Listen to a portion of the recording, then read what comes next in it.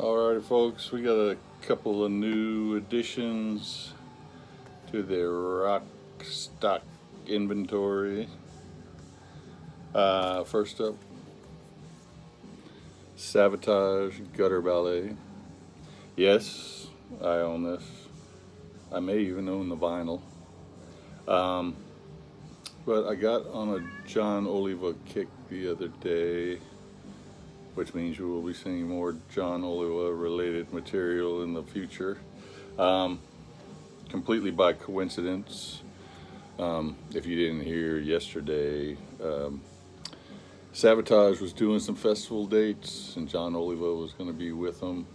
And then he announced that he would not be doing those shows with him because he's been diagnosed with multiple sclerosis and some form of vertigo also. So he's got to get that taken care of. So we wish him all the best. Like I said, this is just pure coincidence that I happen to get on this Oliva kick.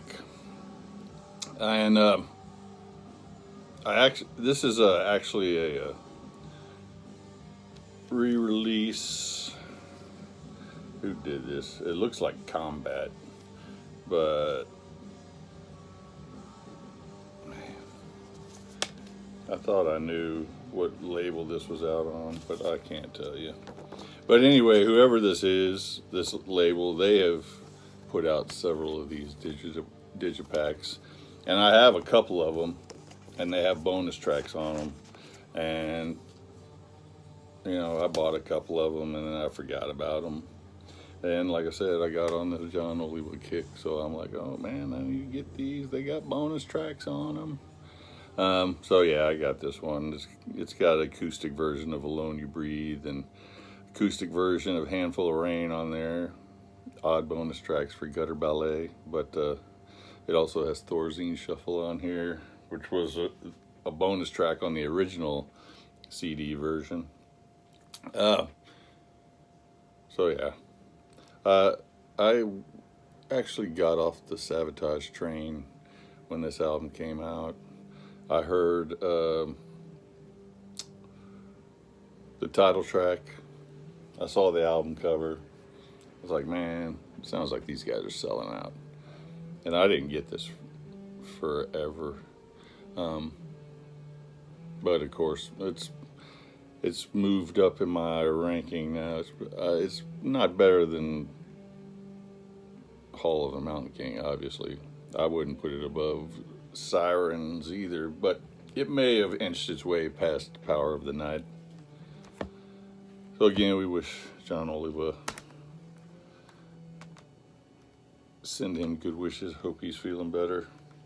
And then another one, the best of Typo Negative.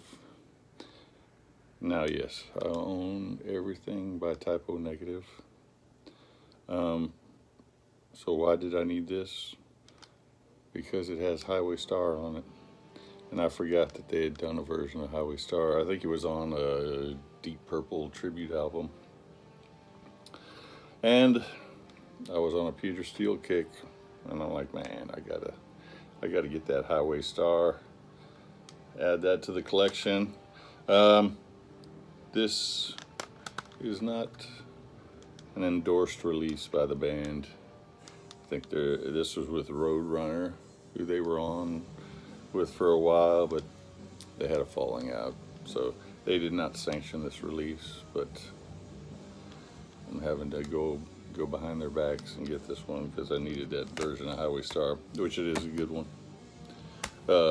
Kenny Hickey doing the I Love Her, I Need Her part of the song. Killer. Alrighty, let's hope that YouTube doesn't ban me for showing this one. Ted Nugent, Love Grenade. I came across this one. Scott Waters had actually talked about there's a little code in here. I'm gonna hold that up there. This was a brand new CD, so that should not have been used. If somebody wants to try it out, see if it still works. I don't know if there's an expiration date on these things or not. Uh,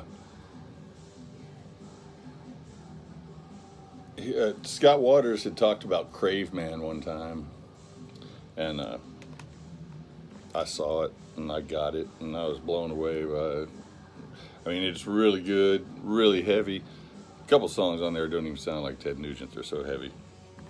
So I saw this one, which it was the album that followed Crave Man, and it's called Love Grenade.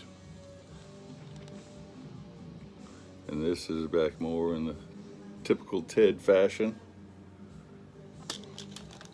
I'll pop this off here too to show it real quick.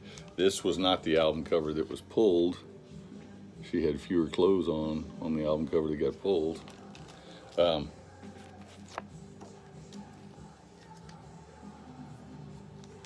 But yeah,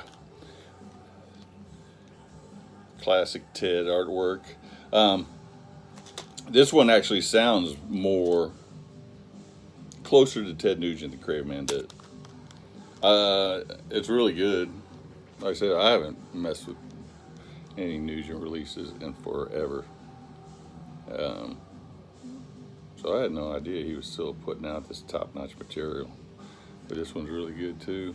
I don't know if it's better than Crave Man, but it's definitely more Ted Nugent-ish than Crave Man. I'll say that.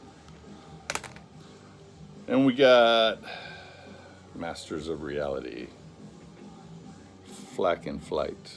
I love Masters of Reality. I don't own all of their studio albums. I own the vast majority of them. But I did not own this live one, and I did not know the lineup on this live one. I knew about the album, I just never got around to getting it. But then I saw that in addition to Chris Goss and John Leamy, you also have Josh Homme on guitar, Nick Oliveri on bass, and then Mark Lonigan does a guest vocal on here on High Noon in Amsterdam. So I saw that and I was like, yes. I was gonna add it to the collection one day anyway, so I can't remember why I ended up on Masters of Reality, but I did. And I never knew the lineup on that one for some reason. Next up, we got Mendes Prey. Now this is actually a 2024 release. I did not know that until I was getting ready to do this video. And I thought, well, if it's a 2024 release, then it should have its own video. But then I thought to myself, nobody but you gives a shit about Mendes Prey. So I just left it. These guys, new wave of British heavy metal band. They had a 2-song demo in 1981. They had a 2-song single in 1982. I think one of those songs was also on the demo. They did a split release in '85 that had two Mendes Prey songs on it. And then they had a single in 1986, which had a Demon cover on it and then one song. So that's a total of 7 original songs through those 4 releases. There's 18 songs on here, 1 live. I don't know where all these other tracks came from. None of them sound demo quality. They're all really good, really well recorded. Like I said, I didn't know that this was released this year. I had this, The Never Ending Road. It was released in 2015 by No Remorse Records. It had 16 tracks on it. This one has 18. It had 2 live songs on there. This one is missing one of those live tracks, but it still has the studio version, and then it added 3 more tracks. So like I said, those 4 releases, they had 7 tracks on this. I don't know where these other 10 tracks came from. And then Flight to Moscow, which is instrumental, recorded live. They never released any live albums, so I don't know where that one came from either. But like I said, I had this on my want list, but it was always pretty pricey. It popped up in my feed. I was like, oh, that's a good price on that one. I'm gonna snag that. Well, I didn't know it was a new release. Well, a new reissue. No remorse. It's good stuff. These guys are like, they have a hint of demon in them, but they're also like Wishbone Ash meets April Wine, leaning a little more towards the April Wine musicality, but the singer kind of sounds like the guy from Wishbone Ash.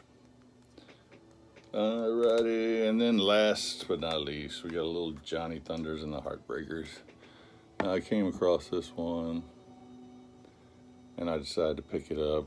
I have a Johnny Thunders solo album called So Alone, but it was kind of lackluster to me. And I know that Johnny Thunders and the Heartbreakers live at Max's Kansas City is supposed to be like that's supposedly Johnny Thunders' best album post New York Dolls.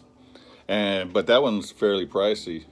And I saw this one live at the Lyceum Ballroom, 1984. And so I was like, oh, you know what? I'll give that a shot and check it out. It's good.